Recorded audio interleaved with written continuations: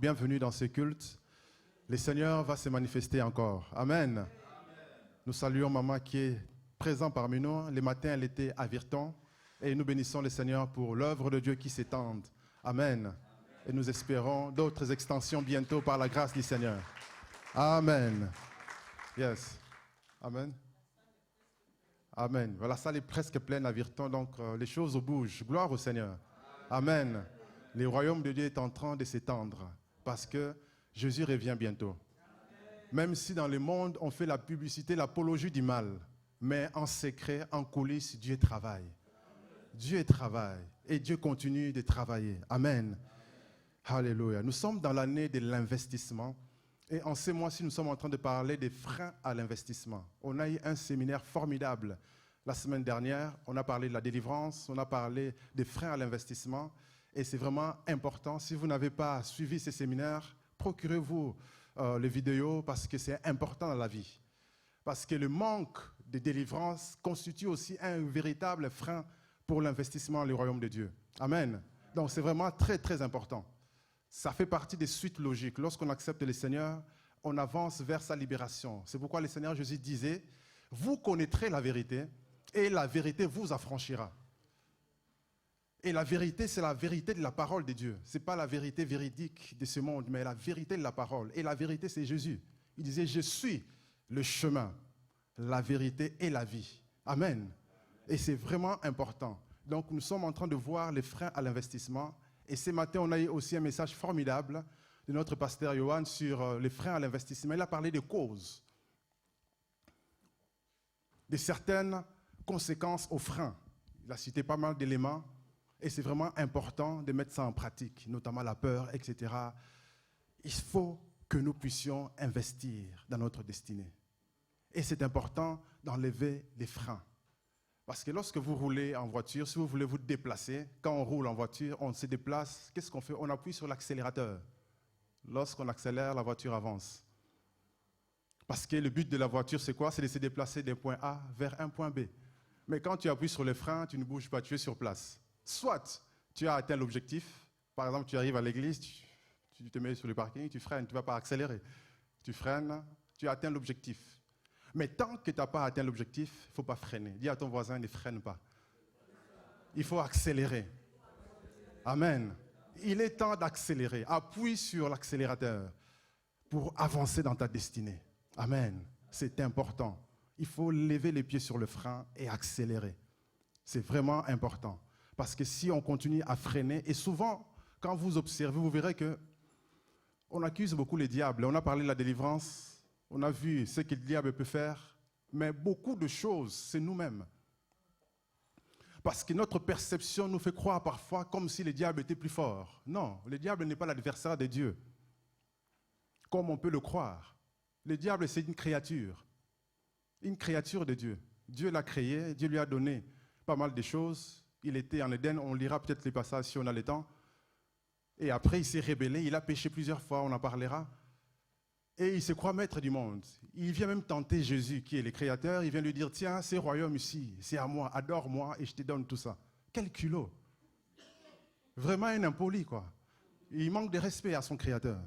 Et ça, c'est le diable. Et lorsqu'il vient, il fait nous faire croire qu'il est puissant. Mais nous avons un Dieu tout-puissant. Amen. Et donc, par rapport aux freins de l'investissement, dans ces messages-ci, nous allons parler, l'un des freins aussi, c'est des problèmes de maladie. La maladie constitue un frein pour la destinée, pour notre investissement dans le royaume de Dieu. Et c'est important de régler ces problèmes. Et Jésus, lorsqu'il a fait son ministère, il passait son temps à guérir. Ce qui caractérisait Jésus, c'était un Jésus guérisseur. Il allait partout guérir, il chassait les démons. On a déjà parlé de la délivrance, chasser les démons, et on continuera. Certaines maladies sont démoniaques, il faut chasser les démons. Et aujourd'hui, on va chasser aussi les démons. On va prier pour que les maladies quittent le corps. Parce qu'il ne faut pas accepter la maladie. Oh, ma maladie, oh, mon diabète, oh, ma tension. Non, ce n'est pas ta tension, ce n'est pas ton diabète, c'est au diable ça. La volonté de Dieu est qu'on soit en bonne santé. La volonté de Dieu est qu'on prospère sur la terre, qu'on le serve. Mais parfois, on a de mauvaises perceptions. On croit que non, peut-être que je suis malade parce que voilà, Dieu veut me mettre à l'épreuve. Il veut voir si je l'aime toujours. Non, Dieu ne va pas t'envoyer une maladie. Quel père fait ça à son enfant? Que non, petit, viens ici. Je vais te montrer que voilà, tu dois toujours dépendre de moi, ton papa. Alors, on te prive de nourriture pendant une semaine. Non, aucun père ne le fait. Même les méchants, là, des psychopathes. Les Hitler, là, ils avaient des enfants. Je ne sais pas si Hitler avait des enfants, mais je suis sûr qu'il avait des enfants. Voilà, il donnait à manger à ses enfants. Donc, même nous, les êtres humains, on peut être méchants, mais on fait du bien à nos enfants. Donc, Dieu, ce n'est pas lui qui nous fait du mal. Dieu nous veut du bien. Amen.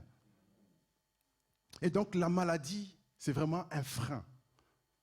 Lorsqu'on est malade, quelle que soit la motivation, quel que soit l'état d'esprit, la connaissance, la science qu'on peut avoir, on ne peut rien faire. Quand on est alité, c'est fini. Tout ce qu'on peut espérer, c'est être guéri. Les idées sont dans la tête. Parfois, on commence à penser à la mort. On est désespéré parce qu'on est malade. Mais la bonne nouvelle est que notre Seigneur Jésus-Christ a tout accompli pour qu'on soit guéri et qu'on marche dans la bonne santé. Amen. Et ça, c'est la bonne nouvelle, c'est l'évangile. Donc, quand vous regardez dans la vie de tous les jours, vous verrez qu'il y a beaucoup de gens qui ont raté peut-être leur carrière à cause des maladies. Si on regarde dans le football, je ne sais pas si les gens aiment le football ici. Il y en a qui aiment le foot, les sports. Ouais, quelques hommes. Les dames, vous ne regardez pas le foot. La Coupe du Monde. Vous verrez, par exemple, dans le football. Moi, je regarde beaucoup le foot. Ce n'est pas un péché. Mais je ne regarde pas tout. Au fait, même la nature nous enseigne. Ce que j'ai remarqué dans le football, on peut apprendre beaucoup de choses. Le football, ce n'est pas qu'un ballon où on joue. Il y a beaucoup de choses autour. Par exemple, en termes de leadership, j'observe beaucoup de coachs. Ces gens-là, ils sont sous pression 24 heures sur 24. Chaque week-end, ils doivent performer. Quel que soit l'adversaire en face, on attend de lui qu'il gagne. Parce qu'il y a beaucoup de millions en jeu. Et chaque week-end, ils sont là en train de chercher des solutions. Et il y en a un coach qu'on a viré récemment à Nantes, il dit, lui, sa valise est toujours prête. Et quand il arrive quelque part, il s'habille qu'en tenue du club. Sa valise est prête. Vous me virez, je m'en vais. Sans état d'âme, parce qu'il sait qu'il va trouver ailleurs. Et ces gens-là ont un mental d'acier. Et c'est important pour nous, enfants de Dieu. Parfois, on se morfond. Parfois, on est là, on s'apitoie. Non, on doit avoir un mental. C'est pas grave. On me vire, c'est pas grave. Il y a d'autres clubs. Il s'en va. Et il y en a d'autres, il arrive dans une situation chaotique et il arrive à performer. On ne sait pas comment. C'est extraordinaire.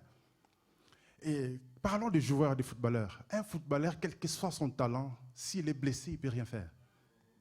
Il ne peut rien faire. Et il y a des footballeurs qui ont raté des grandes carrières à cause des maladies, des blessures. Ils n'arrivent pas à guérir. Parfois, c'est même la sorcellerie. J'avais écouté un témoignage d'un footballeur. Il jouait bien, il commençait à monter. Et tout à coup, il y a un nouveau joueur qui est venu dans le même club. Et quelques temps après, il ne sait pas ce qui s'est passé. Il est blessé. Et les joueurs qui étaient arrivés, qui étaient juste un joueur normal, qui ne performait jamais, du jour au lendemain, il performe, il arrive à l'équipe nationale, il joue la Coupe du Monde, etc. Et lui, qui jouait bien, du jour au lendemain, il n'arrive plus. Blessure, on soigne, mais ça ne guérit jamais. Il a arrêté la carrière à cause des maladies. Et des histoires comme ça, il y en a. Et ça, c'est les diables. Des histoires comme ça, il y en a. Il y a des footballeurs qui ont arrêté leur carrière trop tôt, des basketteurs qui ont arrêté leur carrière trop tôt à cause des blessures. Et même dans la Bible, on voit la femme qui souffrait de la perte de sang. Pendant 12 ans, elle avait tout perdu. Mariage, on ne sait pas si elle avait des enfants, mais la Bible ne cite pas.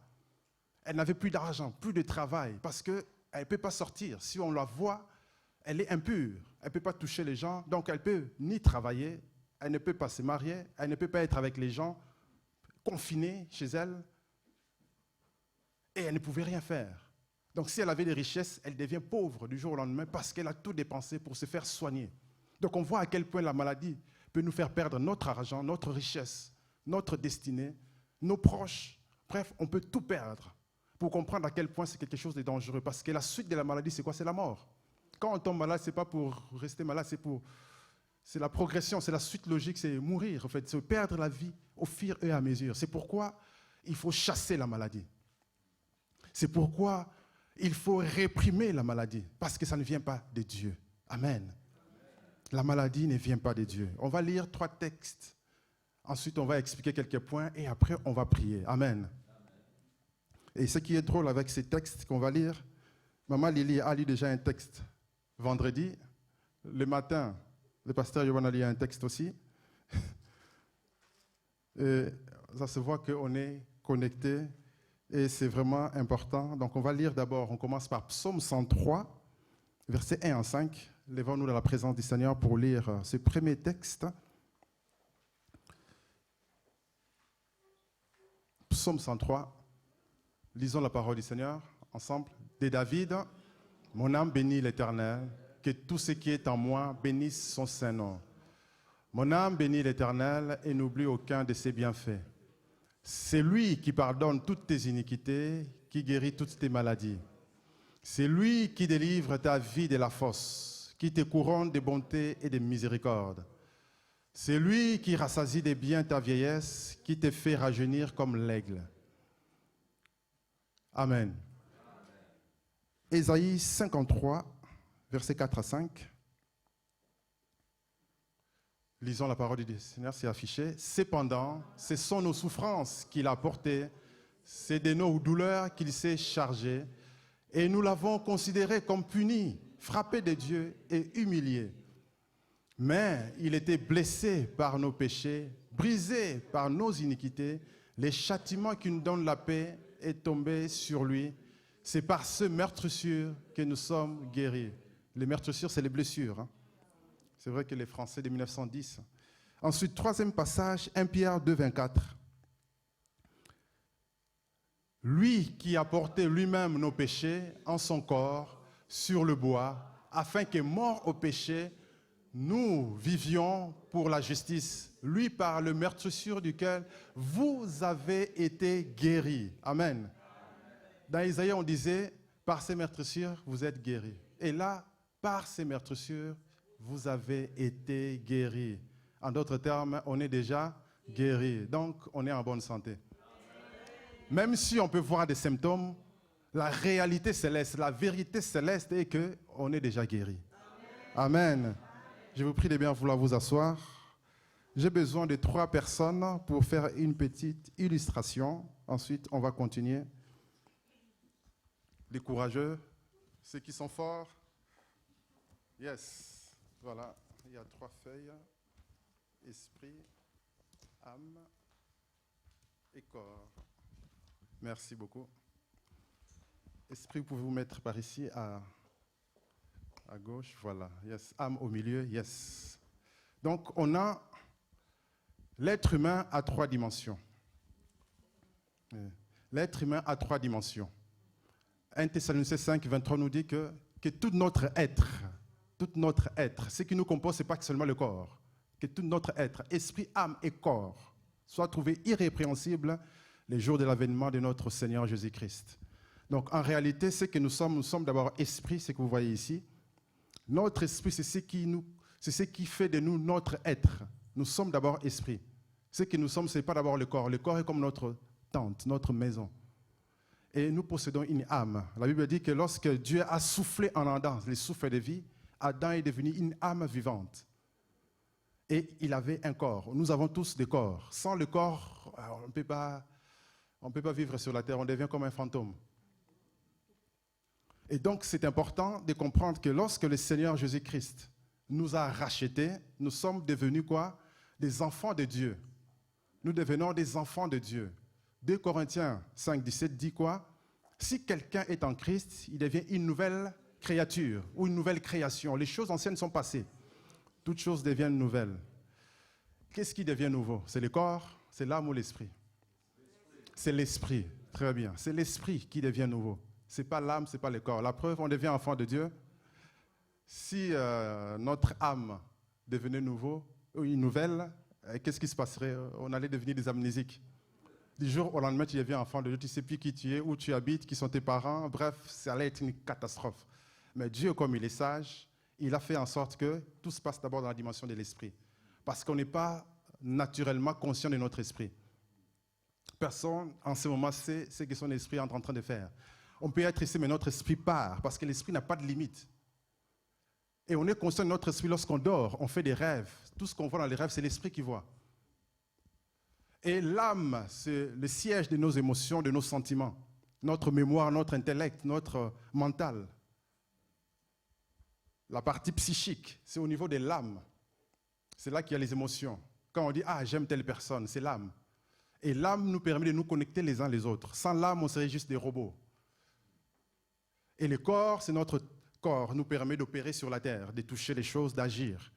Sans le corps, on ne peut pas toucher. C'est pour ça que même les démons possèdent les gens pour faire leur volonté diabolique. C'est pour ça que le Seigneur a besoin de nous aussi pour faire sa volonté, pour accomplir sa mission. Maintenant, qu'est-ce qui se passe? On est né de nouveau. Notre esprit n'a pas de péché. L'esprit, la nouvelle création n'a pas de péché. La nouvelle création n'a pas de péché. Parce qu'elle est née de nouveau, elle est connectée à Dieu. 1 Corinthiens 6, 17 nous parle comment l'esprit fusionne avec notre esprit. Le Saint-Esprit fusionne avec notre esprit. Ils deviennent même chair. Ils ont fusionné. Ce qui fait que, si tu veux savoir ce que le Seigneur pense, écoute ton esprit. Commence à écouter ton esprit. Commence à méditer, à réfléchir, à rester dans le calme et à écouter ton esprit. La petite voix qui parle dans ton esprit, elle te dit la volonté du Seigneur. C'est des choses que j'ai partagées avec la jeunesse. C'est important parce que lorsque le Seigneur nous guide, ce n'est pas une voix audible qu'on entend. La plupart des cas, c'est à l'intérieur. C'est la voix de l'esprit. Parce que l'esprit fusionne avec le Saint-Esprit, connaît la volonté du Seigneur. Maintenant, au niveau de l'âme. Ah oui, bien vu. Au niveau de l'âme, l'âme n'est pas née de nouveau. C'est pour ça qu'on peut être enfant de Dieu, on vient de prier en langue, chasser les démons, mais on sort là-bas, quelqu'un nous énerve, et on va dans tous les sens, on commence à se battre. Et quelqu'un va dire, mais c'est pas possible. Il vient de prier en langue ici, chasser les démons, et là il est en train de... C'est normal, c'est l'âme. L'âme n'est pas née de nouveau. C'est pour ça que l'âme doit mettre la parole de Dieu en pratique. On doit mettre la parole de Dieu en pratique pour transformer notre intelligence. C'est pour ça que la Bible dit, ne vous conformez pas au présent siècle, mais soyez transformés par les renouvellements de l'intelligence. Et lorsqu'on met la parole en pratique, on est en train de sauver notre âme. L'esprit est déjà sauvé, né de nouveau, mais l'âme est dans le processus. Et le corps sera sauvé le jour de l'enlèvement. Le jour de l'enlèvement, ça va être extraordinaire. Je rêve de voir un film qui montre comment ça va se passer. Où on est transformé comme des... À l'époque, c'était quoi? XOR, transmutation. Poum, poum, on a un nouveau corps et puis on monte dans les airs. Extraordinaire. Ça va être magnifique. Et c'est le jour où le corps sera sauvé parce que notre corps a été soumis au péché. Du coup, ce corps a des tendances, ce qu'on appelle la chair, des tendances à aller vers les choses que Dieu n'aime pas. C'est pour ça qu'il faut que l'esprit domine l'âme et le corps pour qu'on puisse être des hommes et des femmes spirituels. Maintenant, dans les cas de maladie, les maladies ne touchent pas l'esprit. Ton esprit n'est pas malade. Il peut être faible parce que, je disais aux jeunes, est-ce que tu as nourri ton esprit? Ton esprit, est-ce qu'il a mangé ou il est affamé? Et parfois, notre esprit est affamé parce qu'on ne nourrit pas l'esprit. Et l'esprit peut être faible. C'est pour ça que parfois les démons nous attaquent. Tu rêves qu'on te poursuit. Parce que l'esprit est faible. On ne nourrit pas assez l'esprit, on ne prie pas assez, on ne médite pas assez la parole de Dieu. C'est pour ça qu'il faut nourrir l'esprit pour que l'esprit devienne fort. Et l'âme se transforme par la parole du Seigneur. Il faut nourrir son âme de la parole de Dieu. En boucle, écouter la parole en boucle et ça nous transforme. Des choses qu'on connaissait, des choses qu'on pratiquait du jour au lendemain, on abandonne à cause de la transformation qui se passe au niveau de notre âme. Et c'est pourquoi les maladies ne touchent pas l'esprit. Les maladies touchent l'âme et le corps. C'est pour ça que même si tu es chrétien, ne sois pas gêné d'aller voir un psy si tu vois vraiment que ça ne va pas. Ce n'est pas un péché. Les psys sont des médecins de l'âme. Et des médecins du corps, c'est des chirurgiens, des généralistes, etc., etc. L'âme peut être malade. On peut avoir des démences et on te donne des médicaments, on te soigne et tu deviens normal. C'est vrai que c'est péjoratif au milieu chrétien, pentecôtiste, qui prient en langue, qui chassent les démons, qui vont se dire c'est diabolique. C'est la maladie. Si tu as la foi que Dieu peut te guérir de ton corps, il peut te guérir de ton âme aussi. Mais si ton corps est malade et que tu vas voir un médecin, ton âme peut être malade, tu peux voir aussi un médecin. Amen. Il ne faut pas me lapider. Amen. Non, mais c'est vrai, parce que c'est péjoratif, les chrétiens n'en parlent pas, mais il y a des gens qui sont malades dans l'âme. Et ils ne se font pas soigner, ils sont dans les dénis. Et créer ça empêche les autres de vivre normalement parce que vous avez quelqu'un qui souffre et qui fait les dénis et qui ne se fait pas soigner. Et les choses n'évoluent pas. L'âme aussi peut être malade et le corps aussi est malade. Mais la bonne nouvelle est que le Seigneur a tout accompli pour que le corps, l'âme soient aussi sauvés. Amen. Que le corps, l'âme soient aussi sauvés. Parce que si l'âme n'est pas sauvée, on va en enfer. C'est pour ça qu'en tant qu'enfant de Dieu, accepter Jésus, c'est bien, mais il faut aussi la transformation par la parole. Et donc, les maladies touchent le corps et l'âme. Et c'est pour ça que dans le corps, même si on est né de nouveau, on peut avoir la fièvre, on peut avoir la toux, on peut être malade, on peut se faire opérer. Ça arrive, pourquoi? Parce que le corps n'est pas encore sauvé. Le corps sera sauvé après. Et donc, ces corps-là, à tout moment, on peut se faire attaquer et tomber malade, même si on est enfant de Dieu. Donc, si ça vous arrive de tomber malade, ne dites pas que oh, Dieu m'a abandonné, ou hey, qu'est-ce que j'ai péché? On en parlera, j'expliquerai. Ce n'est pas forcément les péchés. Ce n'est pas forcément qu'on a fait quelque chose, mais ça peut arriver. Parce qu'on a hérité les gènes de nos parents. Parfois, il y a des tares, il y a parfois des anomalies dans la génétique qu'on peut hériter, et ça fait qu'on souffre de certaines maladies. Mais la bonne nouvelle est que le Seigneur a tout accompli à la croix pour qu'on soit sauvé, pour qu'on soit guéri et qu'on reçoive la santé divine. Amen. Merci beaucoup. On va maintenant expliquer la suite. Donc, comprenez très bien que votre esprit n'est pas malade. Amen. Merci beaucoup. Que Dieu vous bénisse. Votre esprit n'est pas malade. Et l'esprit ne tombe pas malade. Mais l'esprit a besoin d'être fortifié, édifié, devenir grand. L'esprit n'a pas de limites. Ton esprit peut devenir un géant, même si physiquement parlant, tu peux être 1m60. Les gens pensent que tu es petit, mais spirituellement être un géant. Parce que spirituellement, on a aussi une stature, une taille. Amen. Donc, comment est-ce qu'on va enlever ces freins des maladies pour recevoir la guérison? Au travers des textes qu'on a lus, je vais vous parler de 5 choses à savoir sur la guérison divine. 5 choses à savoir sur la guérison divine. La première des choses, c'est que nous devons toujours rendre grâce à Dieu, parce que les maladies ne viennent pas de Dieu. Les maladies viennent du diable. Parfois, on croit que Dieu nous envoie des maladies, comme je disais tout à l'heure, à cause du péché, à cause de l'épreuve. Dieu n'envoie pas des maladies, même dans l'Ancienne Alliance. Regardez la vie des enfants d'Israël dans les déserts. Qui était malade dans les déserts? Personne n'était malade dans les déserts. Ceux qui sont morts, c'était des rebelles. Ils sont morts, c'était la justice divine. La justice. Il y a aussi une justice. Mais Dieu n'a pas envoyé des maladies à qui que ce soit. La Bible déclare même que leurs vêtements, ça grandissait avec eux. C'était un truc incroyable. Les chaussures grandissaient avec les pieds. Donc un bébé qui avait, je ne sais pas quelle chaussure, de taille, c'est pas la taille des chaussures de bébé, c'est combien? Ça commence par quoi? La taille 0, imaginons, et puis il devient un gaillard de 40 ans, parce qu'ils ont fait 40 ans les déserts, il devient un gaillard de 40 ans, c'est toujours la même chaussure, toujours le même vêtement, qui ne s'usait pas, qui s'est renouvelé. C'est un miracle incroyable. Et personne n'était malade. Ça, c'est dans les déserts. Maintenant, en Christ, nous avons la meilleure promesse, la nouvelle alliance. C'est pourquoi on doit rendre grâce. Donc, même quand à un moment donné, on se sent mal, on est peut-être souffrant, on doit rendre grâce à Dieu. Amen. Rendre grâce à Dieu. L'action de grâce nous permet de montrer notre dépendance à Dieu. L'action de grâce montre quoi? Que nous comptons sur Dieu. L'action de grâce montre que Dieu a la première place dans notre vie et que nous comptons sur lui. Et que nous sommes reconnaissants. Parce que parfois, quand on perd quelque chose, on a parfois l'impression que Dieu ne fait rien pour nous.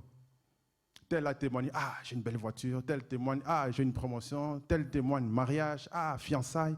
Et nous, on n'a rien, mais on oublie qu'on est en bonne santé, on oublie que Dieu a fait telle chose, telle chose. Parfois, on ne voit pas ce que Dieu fait.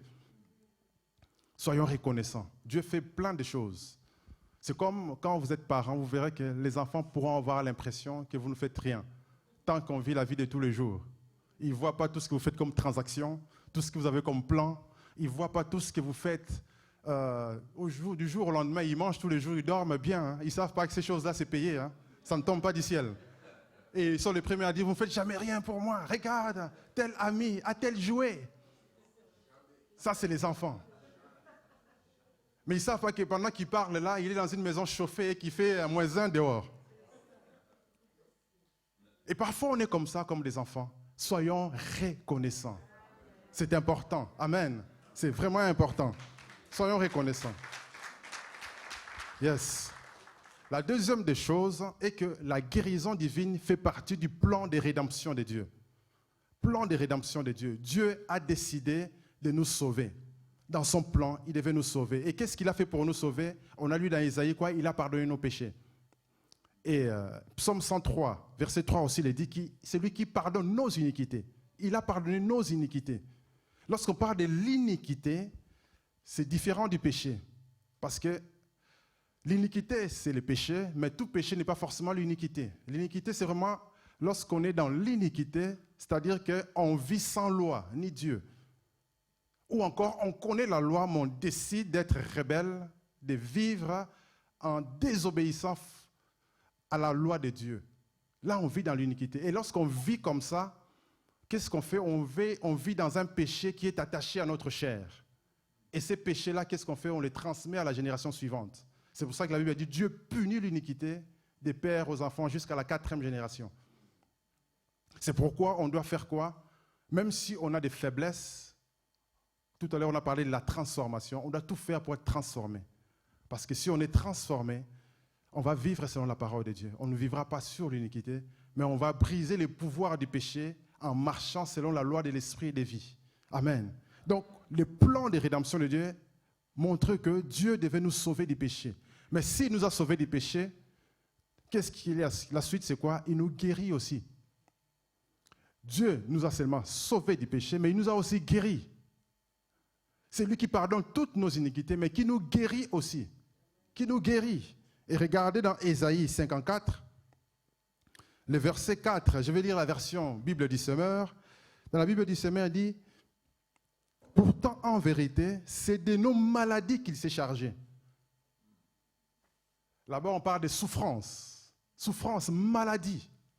Il s'est chargé de nos maladies. Ça veut dire quoi? Si Jésus s'est déjà chargé, il a pris un lourd fardeau des maladies, est-ce que je dois aussi porter les lourds fardeaux des maladies? Non, mais laissons Jésus le porter. Pourquoi je dois aller moi aussi porter cette maladie? Dire que c'est ma maladie. Ah, mon diabète, hein, je dois encore faire ça. Ah, ma tension. Non, Jésus l'a déjà porté.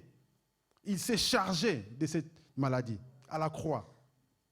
Il s'est chargé de nos douleurs. Donc quand on a mal, voyons Jésus porter nos souffrances, porter ces douleurs, porter cette maladie.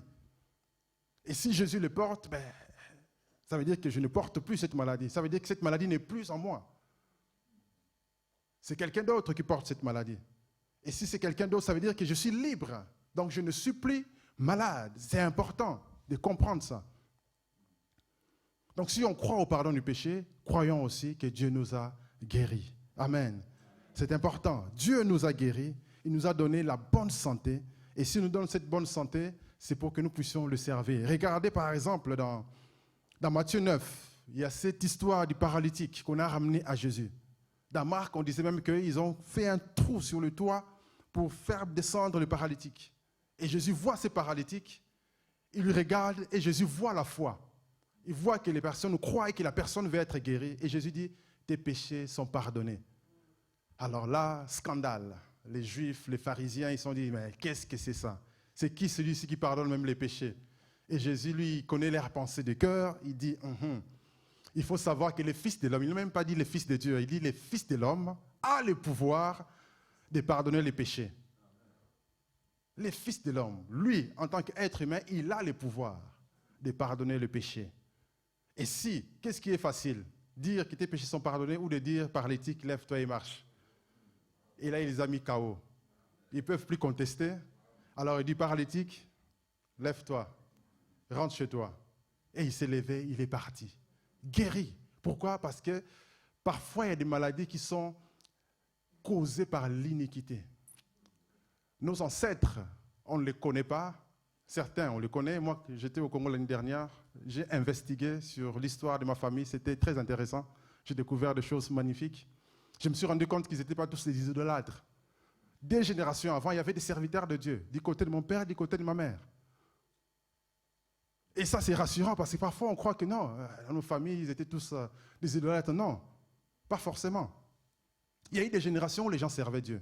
Et puis, à un moment donné, les gens basculent, ils négligent des choses de Dieu, et après une génération d'autres, les gens reviennent à Dieu. Même en Israël, on le voit au travers de l'histoire. Surtout quand on lit les livres des juges. Amen. Et donc, c'est important de comprendre que nous devons croire que Dieu nous a guéris. Croire à la guérison divine. Amen. Même si vous avez fait des péchés, parce que parfois on peut culpabiliser. Imaginez quelqu'un qui avait une vie sale, une vie de désordre sexuel et qui attrape des MST incurables. Il se dit, ok, je mérite peut-être la punition, j'attends la mort. Non, on n'attend pas la mort. Lisons un passage qui est très important.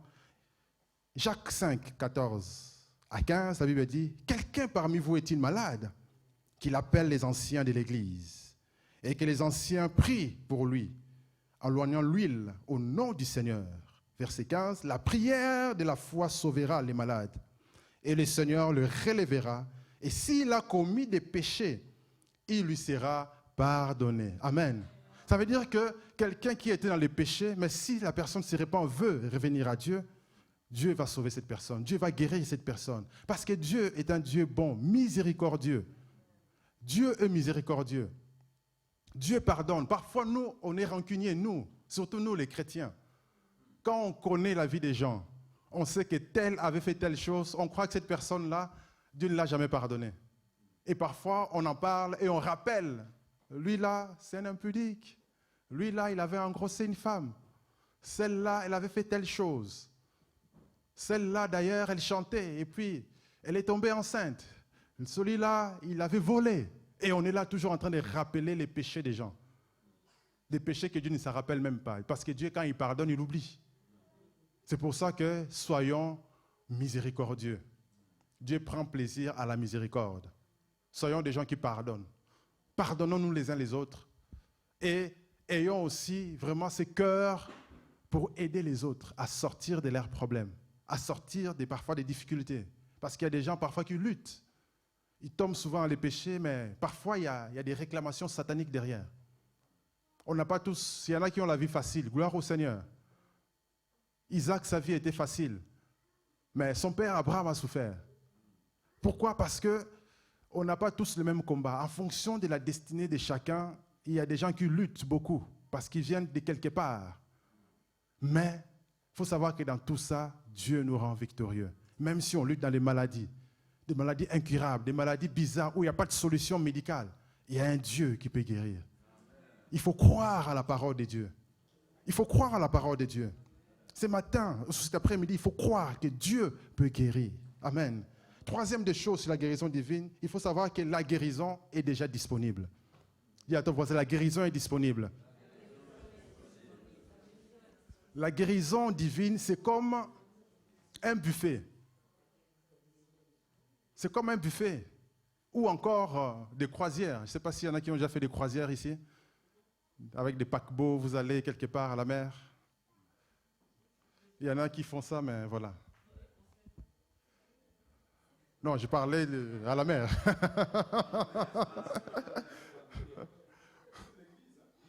Oui, non, je parlais de croisière à la mer. Où vous dormez, vous vous réveillez. Vous verrez qu'il y a une histoire qu'on raconte. Quelqu'un a tout fait pour payer l'entrée, mais cette personne était pauvre. Ne savait pas que quand tu rentres, tout est compris. Vous connaissez l'histoire, tout est compris. Mais il y a des gens, lui il va, il croit que non, il faut ramener des casse-croûtes. Bref, la personne dormait sur le pont, et pourtant il y avait une chambre disponible. Dormait sur le pont et mangeait des petits casse-croûtes, des petites choses qu'il a ramenées. Mais à un moment donné, on lui dit, mais pourquoi tu ne vas pas manger là-bas? Oh non, je n'ai pas payé. Mais non, c'est compris, si tu es ici, tu as droit à la nourriture. C'est la même chose avec la guérison. À cause de la religion ou des faux enseignements, on se contente du peu. Parce que souvent, c'est quoi? On va avoir une révélation dans la Bible et on se limite à ça. Ah, nous, chez nous, on croit à la nouvelle naissance. Et dans la nouvelle naissance, tout c'est bon, je n'ai pas besoin de plus. Et les pentecôtistes, ils vont arriver, on va dire, nous, on croit que, voilà, il y a quelque chose de plus. Les parler en langue, les miracles, etc. Ok, c'est bon. Après, il y en a qui vont découvrir encore autre chose. Surtout aujourd'hui, là. Vous allez sur Internet, vous allez découvrir des choses. Les mystères des autels, les mystères de ceci, les mystères du 7e ciel, les mystères des esprits, les mystères des 7 étoiles. Il y a plein de choses bizarres que les gens découvrent. Et souvent, les gens restent dans leur révélation. Il y a plus grand. Dieu est illimité. Même la Bible ne dit pas tout sur Dieu. Parce que, qu'est-ce que Jésus disait? J'ai encore plein de choses à vous dire, mais je ne peux pas vous les dire. Paul dit quoi? Je suis parti jusqu'au 3e ciel, j'ai entendu des choses que je ne peux pas répéter. Il y a plein de choses qu'on ne connaît pas. Et certains, par la grâce de Dieu, les découvrent. Mais on doit être ouvert à l'Esprit de Dieu. Croire que la guérison est disponible, ne nous privons pas de la grâce de Dieu. Et qu'est-ce qu'il faut faire? Il faut simplement recevoir la guérison. Et en grec, le mot c'est lambano. Tu reçois simplement. La guérison est là disponible. On a lu 1 Pierre 2, 24 que par ces meurtrissures, vous avez été guéris. C'est conjugué au passé composé. Donc l'action est déjà faite, donc on est déjà guéri. Il faut maintenant recevoir par la foi. Par la foi. Il ne faut pas dire, oh, tel bishop a déjà prié pour moi, il ne s'est rien passé.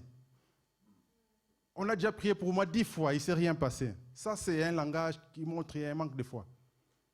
Parce que si on croit, même si on n'a pas prié pour nous, on va manifester cette foi, on va s'attendre. Parce que entre l'action de croire, on reçoit et la manifestation de la guérison, c'est-à-dire l'absence des symptômes, parfois il y a un temps.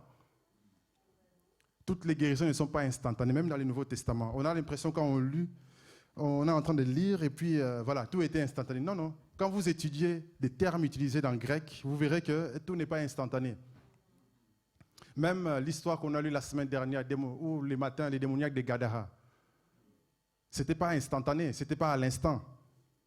Vous verrez que quelque part dans une version, c'est écrit à l'heure même. À l'heure. Quand on dit à l'heure, c'est entre 30 et 1 heure. Donc quelque part là, Jésus était en train de chasser. Allez, démon, sors. Non, je ne sors pas. Sors. Je ne sors pas. Qui es-tu? Légion. Sors, Légion. Jusqu'à ce qu'il est parti. Donc c'est important. C'est important. Donc tout n'est pas toujours instantané. Les lépreux que Jésus a purifiés, c'était quoi? Jésus leur a dit, allez, vous laver. C'est en partant, à un moment donné, ils se sont rendus compte, ah, mais on est purifiés, mais ils regardent, oh, il n'y a plus rien, oh, il n'y a plus rien. Et ils sont guéris. Combien de temps ça a pris? On ne sait pas. On ne sait pas. C'est pourquoi il faut marcher par la foi. Et quelque chose aussi qui trompe, c'est quoi? On a prié pour vous, vous êtes guéris, mais les symptômes peuvent revenir vite après. Et vous allez croire que, ah, au final, je ne suis pas guéri, j'ai croyé. Non, non, tu as déjà été guéri. Maintenant, quand les symptômes arrivent, c'est l'ennemi qui veut revenir. Parce que Jésus l'explique. Quand on chasse un démon, il va revenir. Il part, il revient, il va vérifier. Est-ce que je peux rentrer encore? Qu'est-ce qu'il fait? Il commence à manifester des symptômes. Il commence à piquer encore. Mais il faut lui résister avec une foi ferme. Déclarer, commencer à déclarer. Je suis déjà guéri au nom de Jésus. Tu déclares, tu fais la guerre. Le combat de la foi. Jusqu'à ce qu'ils partent. La pression la parte et après. Sinon, on perd la guérison. Et beaucoup perdent leur guérison. Dis à ton voisin, ne perds pas ta guérison. Ne perds pas ta guérison, parce que parfois, c'est souvent comme ça qu'on perd la guérison. Parce qu'on prie à l'église, on était chaud, on avait la foi, on croyait, c'était bien, il y avait l'atmosphère. Mais quand on rentre à la maison, les douleurs recommencent. Surtout la nuit, c'est souvent la nuit. Les douleurs recommencent. Prie, chasse ces douleurs. Déclare, le Seigneur m'a déjà guéri. Déclare, déclare, déclare. Amen. Il faut déclarer par la foi.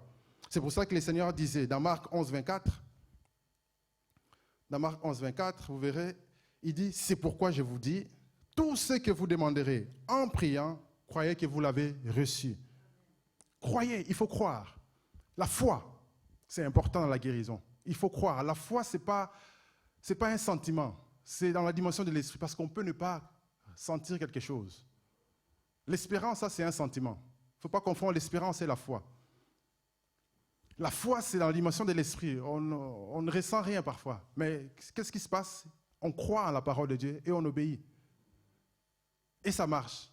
On peut ne pas être convaincu, mais qu'est-ce qu'on fait? On obéit à la parole de Dieu. Je crois et on agit parce que la foi permet de se mettre en action. Et dès lors qu'on se met en action, on fait les gestes de foi, on se rend compte que ça fonctionne. Et pourtant, on n'a aucune conviction.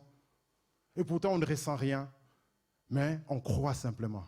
Amen. Il faut croire, frères et sœurs. Il faut croire. Il faut croire. 4e chose, il faut savoir que la guérison divine arrête les œuvres du diable.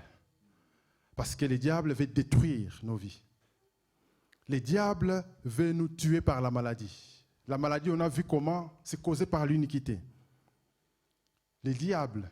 Et l'iniquité, là, c'est Satan qui l'a ramené. Quand vous étudiez la Bible, vous verrez qu'on parle du mystère de l'iniquité, le diable. Le péché n'a pas commencé dans le jardin d'Éden, comme certains le pensent. Ça a commencé depuis l'époque de Satan. On ne sait pas quand exactement. La Bible nous montre qu'il était en Éden, les jardins de Dieu.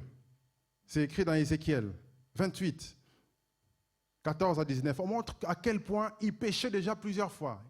Satan n'a pas péché qu'une seule fois et puis on l'a chassé. Parce que ça semble un peu sévère. Hein? Il a osé un petit quelque chose et puis Dieu l'a précipité. En réalité, quand vous étudiez, vous verrez qu'il a péché plusieurs fois. Plusieurs fois. Plusieurs fois. On peut le lire rapidement. Il dit, tu étais en Éden, les jardins de Dieu. Tu étais couvert de toute espèce de pierres précieuses, des sardoines, des topazes, des diamants, des chrysolites, d'onyx, des jaspes, des saphirs, des scarboucles, d'émeraudes et d'or. Tes tambourins et tes flûtes étaient à ton service, préparés pour les jours où tu fus créé. C'est une créature. Tu étais un chérubin protecteur aux ailes déployées. Je t'avais placé et tu étais sur la sainte montagne de Dieu. Tu marchais au milieu des pierres intécélantes. Tu étais intègre dans tes depuis le jour où tu fus créé, jusqu'à celui où l'iniquité a été trouvée chez toi. Et par la grandeur de ton commerce, tu étais rempli de violence. Il était violent. Et tu as péché. Je te précipite de la montagne de Dieu et je te fais disparaître, chérubin protecteur, du milieu des pierres intécélantes. Ton cœur s'est élevé à cause de ta beauté. Encore un autre péché. Tu as corrompu ta sagesse par ton éclat. Il péchait encore par la corruption. Je te jette par terre et je te livre en spectacle au roi par la multitude de tes iniquités. Pas une iniquité, tes iniquités, par l'injustice de ton commerce. C'était un escroc dans le business. Tu as profané tes sanctuaires. Je t'ai fait sortir au milieu de toi. Un feu te dévore, je t'ai réduit en cendres sur la terre, aux yeux de tous ceux qui te regardent. C'est pourquoi Jésus disait, je voyais Satan tomber comme un éclair. Il a été précipité. Il avait l'habitude de pécher. Il a péché plusieurs fois. Il a corrompu les anges. C'est pourquoi dans l'Apocalypse, on parle qu'il y avait une guerre au ciel. Michael combattait contre les dragons. Et les dragons ont précipité un tiers d'anges, des étoiles du ciel, c'est-à-dire des anges, des êtres célestes. Il y avait guerre. Et l'iniquité a commencé là, avec ces diables. Et c'est lui qui amène les maladies. C'est lui, l'auteur des maladies. Et c'est pourquoi Jésus, lorsqu'il arrive, on voit quelque chose de différent entre l'Ancien Testament et le Nouveau Testament. On voit Jésus opérer. Jésus ne blaguait pas avec les démons. Il chassait les démons. Il chassait les démons. Il ne faut pas blaguer avec les démons. Ce sont des êtres maléfiques, mauvais, qui passent leur temps à détruire, à voler, à égorger. Il ne faut pas leur laisser le temps. Il faut pas surtout faire copain-copain avec eux, comme dans les films d'Hollywood. On nous fait croire que les sorciers, c'est gentil, les sirènes sont gentils. C'est des démons. Et ils veulent détruire. On nous a bien expliqué comment ils détruisent des vies. Ces sirènes-là, les esprits des eaux, les esprits incubes, succubes, qu'on appelle des maris, des femmes de nuit. Ce sont des esprits mauvais. Ils causent des maladies. Et il faut les chasser. Amen.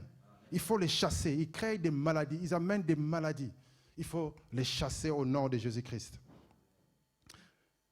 Et Marc 16, 18 nous dit, ils saisiront des serpents. S'ils boivent quelques breuvages mortels, ils ne leur feront point de mal. Ils imposeront les mains aux malades. Et les malades seront guéris. On chassera les démons, on imposera les mains aux malades. 1 Jean 3, 8 nous dit, celui qui pêche est du diable, car les diables pêchent dès le commencement. Et le Fils de l'homme apparut pour détruire les œuvres du diable. Dans Actes 10, 38, on nous parle de Jésus. Comment Dieu l'a oint du Saint-Esprit et des forces. Que Dieu te donne l'onction et la force pour aller partout au Luxembourg, chasser les démons et guérir, libérer ceux qui sont sous l'emprise du diable. Parce que Dieu est avec nous et Dieu nous a mandatés pour imposer son royaume ici. Parce qu'il y a beaucoup de malades. Quelqu'un peut être là bien habillé, mais dans sa tête, il souffre. Il y en a qui peuvent être là bien, vous le voyez, mais ils souffrent. Ils sont en cancer, phase terminale. On lui dit, rentre chez toi, va te promener. Va à Dubaï, te réjouir. Il te reste peu de jours. Va je ne sais pas où. Va en vacances. Le médecin dit, c'est fini. Et ces gens-là ont besoin d'entendre l'évangile. D'entendre l'évangile. Il n'y a pas longtemps, dans mes activités sur Internet, j'avais fait une vidéo sur une jeune fille de, je me rappelle plus, 22 ans, je pense, qui souffrait de troubles dysfonctionnels de l'identité. C'est-à-dire qu'elle était plusieurs en elle-même. C'est-à-dire aujourd'hui, elle sort, je suis Sophia, le lendemain, je suis, je ne sais pas, Jeannette, aujourd'hui, je suis, je ne sais pas qui. Trouble l'identité. Ça, c'est une possession démoniaque. Et elle voulait se suicider parce qu'elle en avait marre, elle était fatiguée à l'intérieur d'elle-même. Elle voulait se suicider. Et les médias profitent pour en parler, pour accentuer en disant, permettez aux gens de se suicider. Et moi, j'avais fait une vidéo, j'utilise mon média aussi pour dire, elle a besoin de Dieu. Il faut prier. J'ai lancé l'alerte. Dieu peut la guérir. Amen. Et le monde est comme ça, les gens sont dans la perdition. C'est le diable qui veut détruire la vie des gens pour les amener en enfer. Parce qu'il ne veut pas cuire au barbecue tout seul. Il veut qu'il ait des candidats autour de lui. Mais au nom de Jésus, il a déjà échoué. Cinquième des choses, la guérison divine nous permet de vivre longtemps sur la terre. Et Dieu nous a promis la vie, une longue vie prospère. Dieu veut qu'on prospère. C'est pourquoi il nous rajeunit comme l'aigle. Dans le psaume, on nous dit quoi? Il nous rajeunit comme l'aigle. L'aigle est toujours rajeuni. Chaque année, il mue et ses plumes partent. Et il y a de nouvelles plumes qui arrivent. Chaque année, l'aigle est rajeuni. Et Dieu veut nous rajeunir. Regardez Moïse, dans l'Ancien Testament, à 120 ans, il était encore en forme. Et Dieu décide, il dit, monte sur la montagne, il va mourir. Comment est-ce qu'il est mort, on ne sait pas. Comment tu es en bonne santé, on te dit de mourir, tu vas mourir comment? Sans te suicider. C'est compliqué. Au ciel, on nous dira comment Moïse est mort. Personne n'a jamais vu sa tombe. On ne sait pas comment il est mort, mais la Bible a dit qu'il est mort. À 120 ans en forme, comme un jeune homme, plein de vigueur. Les yeux n'étaient pas fatigués. Il avait la force. Et ça, c'est la vie divine qui fait ça. C'est la vie surnaturelle qui fait ça. Et l'ennemi veut nous rendre malades. Quand vous lisez la Bible, vous verrez que les gens qui ont marché avec Dieu, c'est eux qui décidaient quand est-ce qu'il fallait partir. Regardez, l'apôtre Paul, qu'est-ce qu'il dit à la fin, quand vous lisez dans Timothée? Il dit, je sers déjà des libations. Je sens que je vais m'en aller, je vais m'offrir. Et dans Philippiens, il disait quoi? Il disait, je lutte encore à l'intérieur de moi. J'aimerais m'en aller auprès du Seigneur. Mais quand je vois, j'ai envie de rester aussi avec vous. Mais plus tard dans Timothée, il dit, voilà, je m'offre. C'est lui qui a décidé de partir. Personne n'a interrompu sa vue. Il décide parce qu'il a la vie surnaturelle. C'est pourquoi quand vous lisez, j'aime beaucoup l'apôtre Paul. Dans les Actes des Apôtres, c'est incroyable. Ça me motive toujours. On va le lapider. Il tombe comme mort. Vraiment, je pense qu'ils ont testé les poux pour dire, on dirait, oh, il est mort, c'est bon, ils sont partis, ils l'ont laissé. Mais après, les disciples arrivent. Ils se réveillent. Il ne dit pas, ah Dieu, vraiment, si tu étais avec moi, comment tu permets comme lapide, moi, ton apôtre? Non, non, non. Il se lève, il repart évangéliser. Quand je vois ça, je dis, waouh, cet homme était trop fort. C'est la vie surnaturelle. Et c'est ça que Dieu veut. Que les diables ne viennent pas interrompre notre vie. Mais que nous-mêmes, on se dise, tiens, je sens que je vais rester jusqu'au retour du Seigneur. C'est possible. Jésus l'a dit, non? Vous voulez quoi? Que je fasse en sorte qu'il reste jusqu'à mon retour. Ça veut dire que c'est une possibilité. C'est à négocier avec Dieu. Quand tu montes à un certain niveau, tu peux négocier. Et il y a des légendes là-dessus. Ce n'est pas dans la Bible, mais c'est des légendes. On raconte qu'il y a un Indien qui a marché avec le Seigneur, qui est toujours vivant depuis plus de 200 ans. Enfin, c'est des légendes, hein? Ça, c'est des légendes. Amen. Mais cela montre que c'est une possibilité. Dans la Bible, ce n'est pas précis. Donc, on peut attendre le retour du Seigneur et faire la lutte contre l'intelligence artificielle qui arrive là, qui va bientôt coloniser la terre. Et on va faire la résistance. Continuer à prêcher l'évangile. Continuer à résister contre les œuvres du diable et prêcher l'évangile. Amen. Nous allons prier. Lèvons-nous. Si quelqu'un est malade, la Bible a dit, on va prier pour la personne pour que le Seigneur puisse manifester la guérison qui est disponible.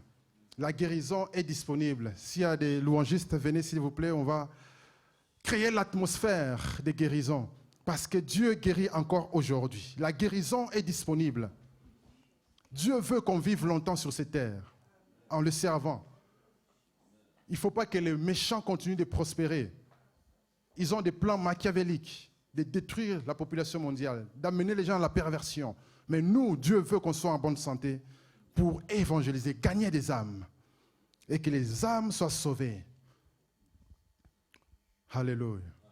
L'équipe de louanges nous conduit dans un chant. Et concentrons-nous. Si vous êtes souffrant dans votre corps, parce que votre identité, c'est votre vrai vous, c'est votre esprit, et votre esprit n'est jamais malade. C'est le corps qui peut être malade. Ça veut dire que si votre corps souffre un peu, venez, on va prier ensemble. Et le Seigneur va se manifester. Amen. Je ne sais pas s'il y a l'huile d'onction ici. Voilà, on va appliquer l'huile selon la parole et Dieu va se manifester. Il y a un Dieu dans les cieux. Pendant que l'équipe louange nous conduit, concentrons-nous, commençons déjà à parler en langue. Commençons déjà à prier. Commençons à réclamer la guérison. Commençons à prier parce qu'il y a un Dieu qui guérit. Au nom de Jésus. Alléluia. Quand il descend, Yes. oui, tout s'arrête. Yes.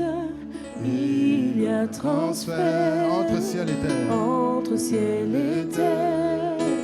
Quand il descend, Yes. L'atmosphère change. l'atmosphère change.